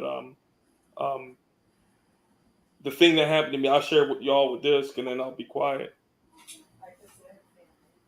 My son's just turned 17, and my prayer for him, my prayer as a father for me was, that he finds his way, that he is focused, and the distractions of this world don't drag him in, and he knows the value of work. He knows the value of taking care of himself, and he's running cross country, running a 6-minute 42-second mile over 3.1 miles, which is way faster than I ever did it. So I'm proud of you. That's cold right there. You always want your children to do, you want your boys to do better than you did. Yeah. He's working at Publix. He wanted a job. Yeah, that's what's up. And he's driving. Now, he doesn't have his driver's license, but he's driving. And there were things that I didn't know if any of that stuff was going to happen with him being high function autistic, but here he is. And you pray and you put them on the right path. There's only so much you can do. You got to put them on the right path, and then they're going to do what they're going to do. But you can't wait till they're 16, 17 to do that. You got to do it when they're and it's like bowling. You know, you roll the bowling ball down the alley, down the thing, and then you have those you have those guide things. You know, when you first start bowling, you have those guide things so it don't go in the gutter. Them guardrails. Yeah, you gotta be like that as a dad. You want to say something to them, and you say something, but if you say too much, they're not gonna listen. So you gotta kind of make sure they don't get too hurt, but sometimes you gotta let them get hurt so they know. You know, right. But there ain't no perfect formula. You know, and that book that OTK put up. Y'all, that's a good book, man. That one will really, you'll find your story in there somehow, some way, or something you relate to in that book. I met that brother. The way I found out about that book was I met that brother at Sankofa in DC, April, and he had the book and he signed it, and the rest was history. And he came down, and then he came down doing a historic reenactment, right? OTK, a historic reenactment, and that'll be another show of what they would do to our men. You gotta come get that camera. I need to bring you that camera so we can put that on file so we can upload it. Hey, bro, man, you know where I live. I know where you live. We got to get together, man. Yeah, you got a point, man. Yeah. Hey, you know, and that's another thing too. Yeah. Then I promise I'll get off. I didn't think I'd be saying all this, but we as men don't let time and distance get in between getting together. We have the internet, we have all that. Yeah, we can get together, but get together and be joyful. You know what, Canty? Yes. You know what I want to tell you before you go? It's even sometimes, man, when I get tired, and I ain't gonna say I do it every day. It's 365 days in a year. I do it about 330, let's say 30 times a year. I try to do it 330 times a year. I try to tell my daughter I love her. Hey baby, I love you. You know, hey baby, I love you. You know what I'm saying? You know, you get kind of tired, you know, when you working, you know, you just something like that, you know, from a father. You know, for your daughter, you never know when you're gonna go. See, we think we invincible. We think we invincible. Taking out just like that. We think we invincible. You can be gone right now. You can be gone, bro. After you hang up this phone. I ain't trying to put that on you, but I'm just saying anybody else. After we hang up these phones, man, we could be gone, bro. Yeah, you might get that call to the office, man.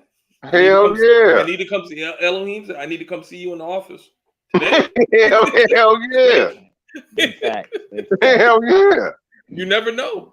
Yeah, you never know. Yeah. And you know what? You know, it's crazy because, you know, me and Canty met out of the weirdest situations, man. Me and him was like, what, the only 3 blacks at a $1 million function? Yeah, that's where we met. Yeah, bro. $1 million function, and we was like the only 3 blacks, and I'm the only one with gold teeth. I'm like, oh, whoa. Yeah. You know what I mean? But you didn't have nothing in your hand, so I was like, well, he ain't working here. You looked at me and you're like, he ain't working here. So we just started talking. Right. And it sparked off from there, man. My brother was telling me about the coming home from prison pipeline that they was doing. I was like, wow, that's what's up. I was like, yo, well, you know, the reason why I'm here because when you speak of Goose Creek and anything you need done at Goose Creek, you holler at me and I can arrange it. You know what I mean? And that's why we was actually there when my brother was running for state house representative at the time, J.A. Moore, and we was there at the time, man, supporting him. So, and that's how we met, you know. So one day I'm gonna have him on.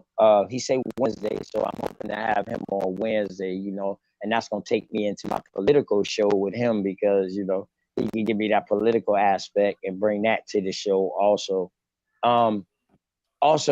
Canty, I'm gonna have to do another show with you, brother, because now that you're gonna be coming on a little more, you know what I mean, when I'm on, I want you to go back through like what we went through and, you know, introduce people to to who you are. And I was waiting for Swift to come on so I could make an announcement because right now we got 5 brothers on this panel that are entrepreneurs. All of us got our own business at different age level, different walks of life.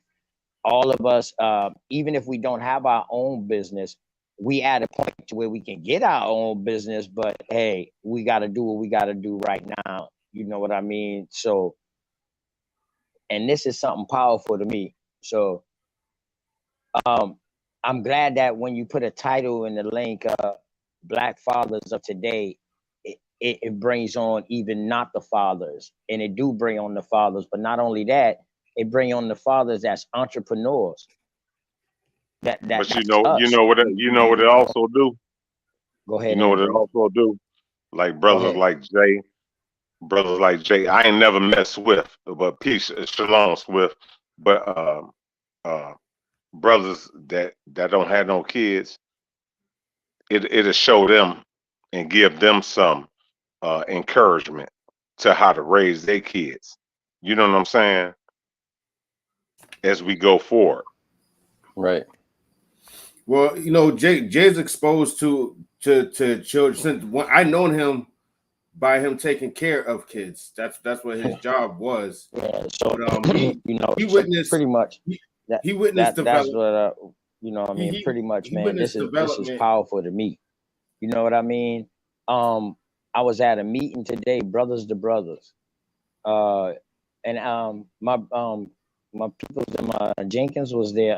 Canty, brother Jenkins was there today too, and it's these older brothers, man. They're part of a group that I am, Brothers to Brothers, with Reverend Cato, them boys. Old military vets that work together to help other vets, not just the vets. They call in people like me to come and help the youth. They want a way to help. They want us to tell them what do we need their help from, and they're going to tell us where do they need our help. One of the elders today, he told me, he said, man, we can't do it without y'all. He said, we need y'all. He said, without y'all, how we going to pass on what we know? He said, and it's not just the passing on that we're going to do. We're going to show you how to use that information that we're passing on. You see, and sometimes I find that that's a problem. We got elders out here that pass on information and then they say, go out for yourself and figure it out. No, tell me how to use this information. Now that I know how to use this information I got, now I can incorporate it with my daily life. And now I can incorporate it with myself. But if you just give me this info and just be like, man, go ahead and find it for yourself, it might take me another 10 years, you know what I mean, in order to figure it out, because it's going to take me 5 to figure out the knowledge that you gave me. And then this might take me another 5 to even accomplish that. I'm just throwing that out there. Some people get it quicker than others. But today, it's brothers like you, Canty, me, brother Bizzle, brother Swift. I don't care about the age level. Brother Jay, that's not even a father. It's brothers like us that's not just giving the information. We're giving you the information and we telling you how to use it. Like, yo, this can be used in this. Because it was used at that time don't mean it have to be used now for that. This can be used for this. We saw people done it, and this is how it go. So that, I think that's what we need more of. And that would help us get to wisdom, a whole understanding, rather, whole lot quicker. And I think this process with Black fathers of today will catch on more than what it is. Because right now, you see a lot more Black fathers in the home than what you saw 15 to 20 years ago. You know what I mean? You see a whole way more Black fathers inside the home now. And hey, real quick. Go ahead, bro. Go ahead, piggyback off it, and y'all go ahead on it. Yeah, I wanted to ask Conti, what camp did you come out of? Are you Old Testament or New Testament? Old Testament, but yeah, I was introduced to it in a different way, which is going to be a whole nother show. Yes, sir. Yeah, I had to take my beating for quite some time before I was ready to. Yeah, I had to take. Yeah. I'm out the Old Testament. Finally, it took me a while. I got back to the to the Old Testament, to the Book of Remembrance. Yeah, once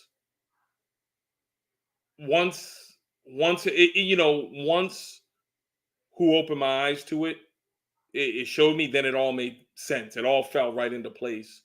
But this applies to anybody, anything. When the student is ready, the teacher appears. That's for anybody. That's anything. And this thing's like a train. It's like you're taking a train somewhere, and different people get into different cars because that's the car they needed to get in, because that's where they were standing on. Anybody who if you in Chicago, if you in Boston, if you in New York, the subway comes, and depending on where you getting off, depends on where you get on the train, because the train stops here and you go up the escalator so you can get on. From all my Boston folks, when you pull into Jackson Square and the 22 was coming because you need to get back to Franklin Park, then you need to you know when the bus is coming. Well, you want to run up the escalators and catch the bus. You don't have to wait 10 minutes. Wait a minute. Where you say you in Iraq? You in Chicago? No, I'm using Chicago as an example, but I'm in Charleston, but I'm originally from Boston. So I know how to get around in Boston, know how to get around in New York. Not so much in Chicago. I mean, I've been there a couple of times, but not maybe two or three times. But no. I was just curious because New York and Chicago, those are the only two train stations that run 24 hours, anywhere in the world. Anywhere in the world, people they don't even understand that New York and Chicago. They don't even understand that. Yep. And so when you get on that train, you get on it. You whatever car you get on is the car you get on, but the trains all going to the same place. But you got on the car you got on. So that was when I got on the car, and then I realized that I could have gotten on the train a lot earlier, but I wasn't meant to get on the train a lot earlier. I needed to get on when I got on, Well, let's. You know what? Do you got time tomorrow? What OTK? I'm gonna ask OTK or Renegade J. Y'all got time tomorrow? To open up our stories, so we can open up our stories as far as Hebrew. Yeah, OTK. Yeah, man, I would definitely. Matter of fact, on Sundays, I was gonna have a little family get together. You know what I mean? A little bonfire. You know what I mean? We can come in and it's not gonna really be no topic where we can just come in and we can build. Definitely, bro. Yeah, definitely. I have no problem. I have no problem with that. I'm one of those people that I love to hear other people's adventure. Yeah, you know what I mean? For Jay's birthday as well. For Jay's birthday as well. Yeah, well, we're gonna take a little shots for my brother, man. You know what I mean? I'm gonna have to jump off. A little cash app to get him a little steak dinner or something. You know what I mean? Take care of him a little, bub. Definitely. Yeah, hold on, OTK. Swift got to bounce. He didn't really. Yeah, go ahead, Swift. Yeah, my bad. Go ahead, Swift, my brother. No, I just didn't want to jump off and just be out. There's a different setting, so I just want to say bye to everybody. And I have you all on in the background and stuff. I'm in a situation where I just can't focus on the round table. All right, man. We'll holler at you. All right, peace out. All right.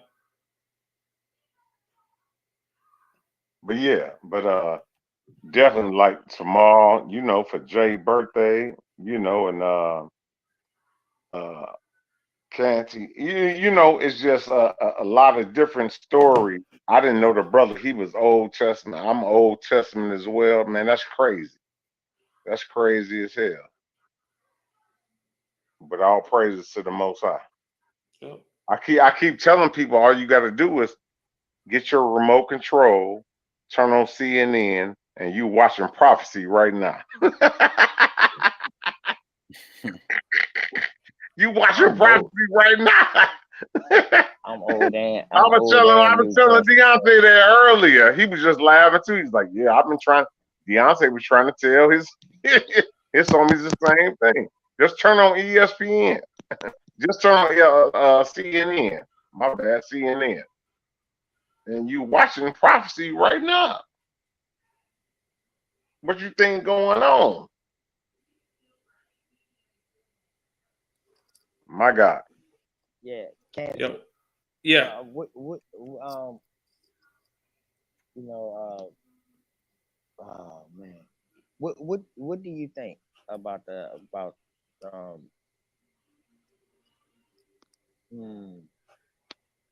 what do you think that, and this is a question for the whole panel. And I wanted to go around. You can start it with a can in case you have to leave, so I want you to start. Do you think that a father that has a religious background is let me see. Yeah, a father with a religious background. Would you say that his household structure is different than a person without a religious background? And see, I don't want to limit it to religions. I want to give all religions, because you know what I mean. So in other words, I'm saying, you know how you got some coaches, the religion is what helps makes the father. You know what I mean? Because in his religious belief. Right. So he got cut off. He dropped off there, man. Yeah. So I'd say this. If you asked me that question 5 years ago, I'd say one thing, but I would also say now religion is more of a system of control. The religion, the spirituality, and your relationship is what's in your adherence to whatever those laws are in your spiritual construct is what's important, and laying down the guidelines of morality, of how you treat others, how you conduct yourself, how that's what's important. So yeah, having an understanding that there's a higher power and that there's something bigger than yourself. Right. If, for example, could an atheist household be could the kid come up just as good as a Baptist household? Well, yeah, maybe they come out just as good and they'll both be successful, but they're going to be different. They're going to be completely different. Yeah. Now, successful in this world, yeah, he's making money and he's got a nice house and he has a white picket fence, but that's not. That's not. There's something else beyond that. There's a lot beyond that, So yeah, it's definitely having a father who was grounded in the word, whatever that word is. He's going to be different. Whoever you're going to different car to train is absolutely crucial, because that provides a moral. Every organization you think of, the morality is based on the book or a book. Typically, it's based on something. It's not just man saying this, that, and the other. It's based on something else. So that is very important. Yeah, that reminds me of a conversation I had with Truist, who's another person that comes on the show, a part of the panel, and we were talking about is the law subjective or objective, and I was trying to get the point across that the law itself is objective; it doesn't change. But his point was that the way people administer it changes and is subjective. But we were having a conversation about atheist societies versus societies based on a book, and I was just getting them to say that you can't really have a society without a clear guide or set of rules and laws. Otherwise you just get people, everything is just subjective now. You got to have some form of objectivity within every single social system or structure. But yeah, I mean, I don't want to go in on him when he's not here, so I'm gonna save that one.